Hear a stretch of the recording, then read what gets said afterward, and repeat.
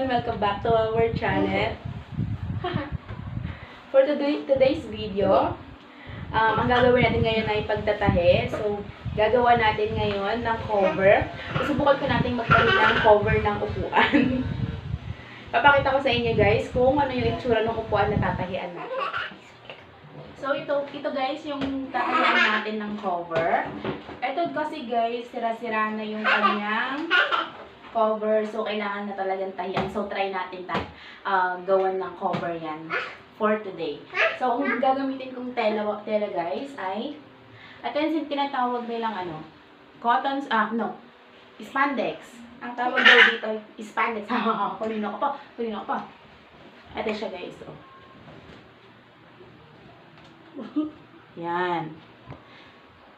Ang klaseng tela na ito guys, stretchable na babanat siya. Parang ito yung usual na ginagamit panggawa ng ng pang-swimming. Ginagamit sa pang-swimming, mga swimsuit.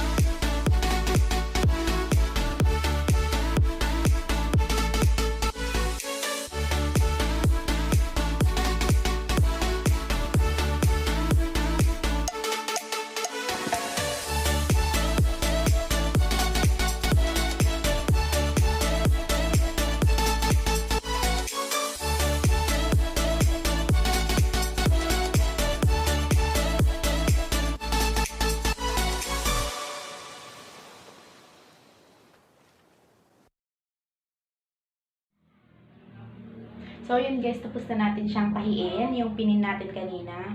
Ayan. Pero kailangan ko pa itong ulitin. Ayan. Isusukat lang natin siya kung okay na ba. Kasi kung hindi pa, kung medyo maluwag. Kasi kailangan mag-fit siya eh. So, kung medyo maluwag, kailangan natin ng konting adjustment. So, sukat na yan.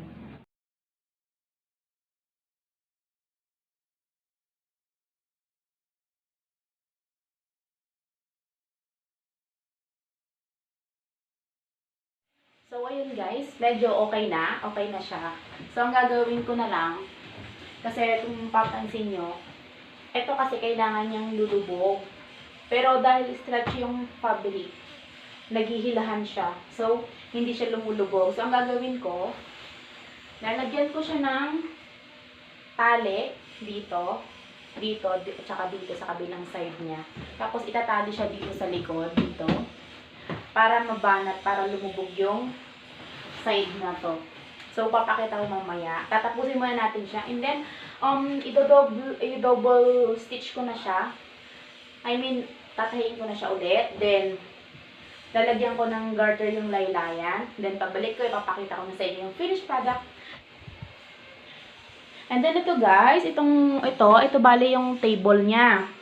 Tapos, iyon yung dalawang maliliit na yon, ito at saka to. Yun yung mga karagdagang upuan niya, mga single-seater. So, ang gagawin ko dyan, pag may natira pa naman akong tela, so gagawan ko din sila ng cover. Hindi ko na siguro isasama sa vlog kasi masyado nang mahaba. Pero, madali lang siya. Dahil since square-square lang naman siya, ang gagawin ko lang, kakat lang ako ng 1, 2, 3, 4. Tapos, susukatin ko yung size nung ibabaw. Then, yun lang yun. Tapos, pag ipipin ko, and then, saka ko ulit tatahian. Then, lalagyan ko ulit ng garter yung ilalim. So, yun lang yung gagawin ko dyan, guys. Hindi ko na sasama sa vlog. Hindi ko na sasama sa video kasi masyado na siyang mahaba. So, pagbalik ko, guys, napakita ko sa inyo yung finished product. So, ayun, guys. Tapos na siya. Ayan na siya. Yan.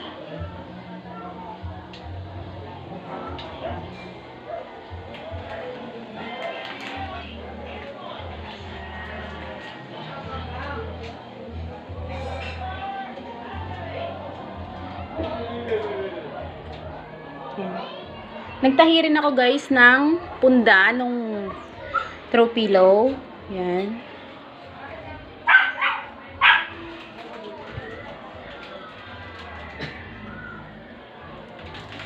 So ayan guys, papakita ko lang sa inyo yung sinasabi ko sa inyong lalagyan ko siya ng tali mamaya. So ito siya. Ayan. Ayan. Tinali ko siya. So bali ang ginawa ko dun sa loob, itinahi ko dito yung isang tali, tapos dun sa kabilang side isang tali. Saka ko itinali dito sa likod ng upuan. Ayan. Para mag-fit siya. So ito yun guys, oh. Naka-fit na siya dito. Hindi siya aangat. Ayan. So ito na guys yung ating final na project. Ayan.